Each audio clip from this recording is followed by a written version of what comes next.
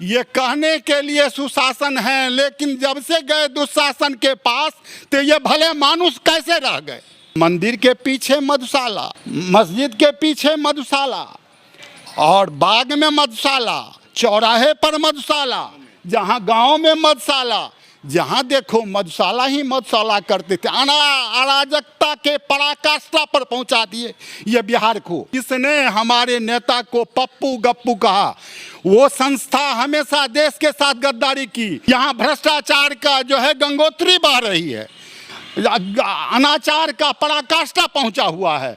जिस जगह पर में जाइए हर जगह पर कहीं बैंक लूट हो रहा है, कहीं लोगों को पीटा जा रहा है। वादाखोरी का काम कांग्रेस की संस्कृति में नहीं है। कांग्रेस सभी नेताओं की जननी है।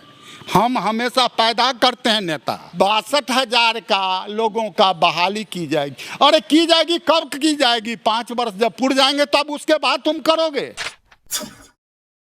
पंजाब के नए मुख्यमंत्री हैं चरणजीत सिंह चन्नू। अब ये एक दलित मुख्यमंत्री हैं, इनको क्यों बनाया गया है? हमारे साथ एक कांग्रेस नेता हैं। सर पहले बताइए आपका नाम क्या हुआ? सर दिनेश शंकर दास। दिनेश शंकर दास।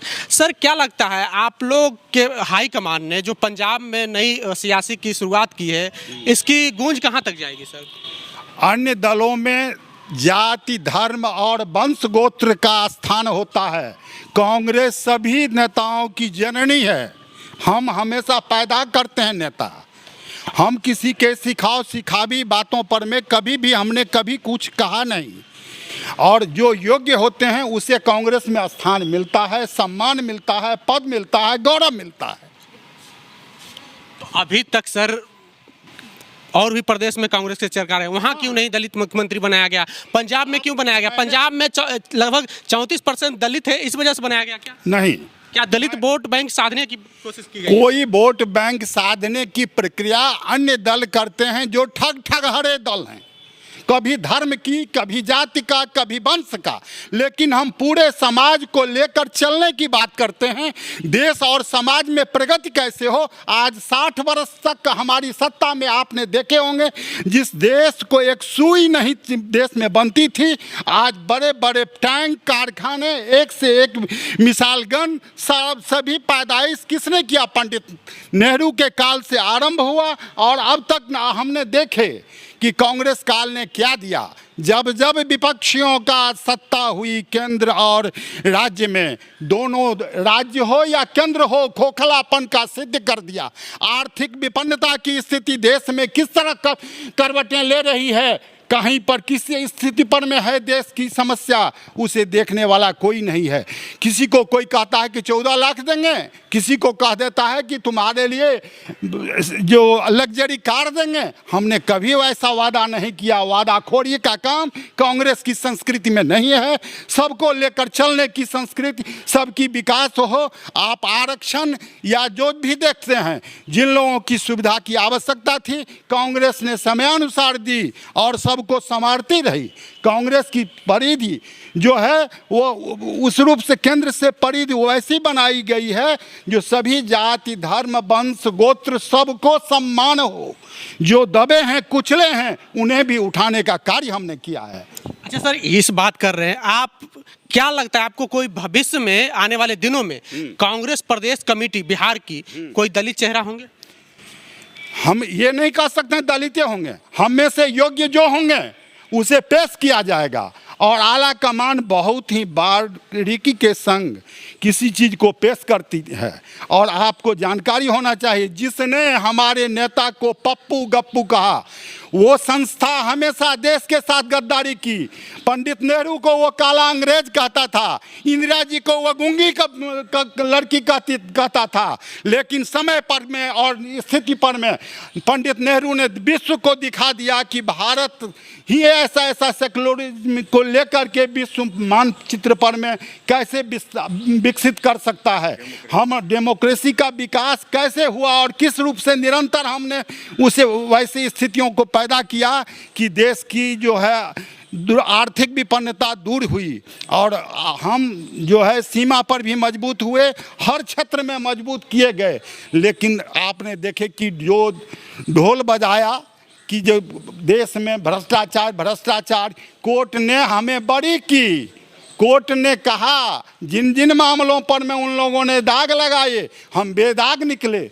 ऐसे लोगों को से समाज और देश के लोगों को बचना चाहिए। सर एक मामला और है, हम बिहार पे जाएंगे। बिहार की राजनीति भी गरमाई हुई है। एक मामला है मधेपुरा जिला का मुरलीगंज प्रखंड है, वहाँ पे एक बीईओ प्रखंड शिक्षा पदाधिकारी का ऑडियो वायरल होता है। बाकायदा उसमें कहा जाता है कि आप 8 से 10 लाख रुपए दीजिए, आपको शिक्षक बना दिया जाएगा।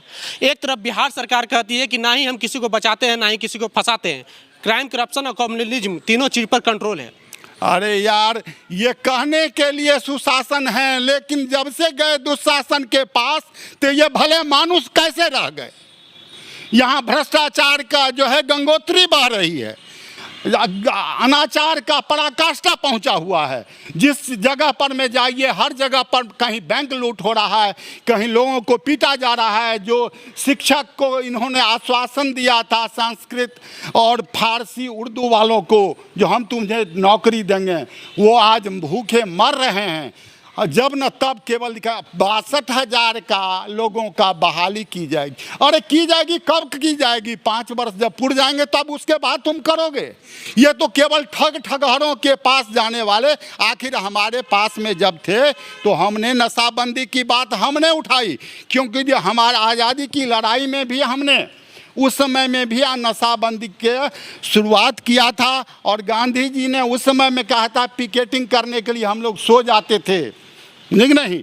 और ये जो कार्यक्रम हुए थे उन नशाबंदी की, ये जब थे पहले उनके ठगहरों के पास में, तो मंदिर के पीछे मधुशाला, मस्जिद के पीछे मधुशाला और बाग में मधुशाला, चौराहे पर मधुशाला, जहाँ गांव में मधुशाला, जहाँ देखो मधुशाला ही मधुशाला करते थे। अराजकता के पराकाष्ठा पर पहुँचा दिए ये बिहार को।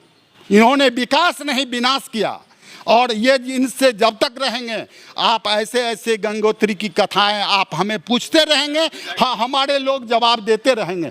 लेकिन जब मेरे समय आवेंगे कांग्रेसियों का, तो आप देखिएगा कि स्वच्छता की गंगा कैसे जैसे बहती थी 60 बरस में फिर बहेगी। सर मुख्यमंत्री से जब कोई सवाल करता है तो सिर्फ उनका एक ही जवाब होता है। पता है आपको 2005 से पहले क्या स्थिति थी बिहार की? 5 से पहले क्या स्थिति थी? आप केंद्र के पास देश की स्थितियां क्या थी आपको मालूम है? ये मांगने के लिए जाते थे तो कितना मिलता था। और जब हमारे मनमोहन सिंह जी के नेतृत्व में सरकार केंद्र में बनी तो गए मांगने के लिए, तो उस समय में मांगने वाले राबड़ी देवी नहीं थी, लालू प्रसाद नहीं थे, यही नीतीश कुमार जाते थे। और अटल जी के टाइम में 5 करोड़ मांगने जाते थे तो 2 करोड़ मिलता था। लेकिन हमारे पास जब आए, हमारे नेताओं के पास में 60 करोड़ के मांगने जाते थे तो कहते अरे यार क्या कुमार साहब आप 60 करोड़ मांगने आए हैं, 120 करोड़ ले जाओ, बिहार को विकास करो। हमने कभी भी सौतेलापन का व्यवहार नहीं किया।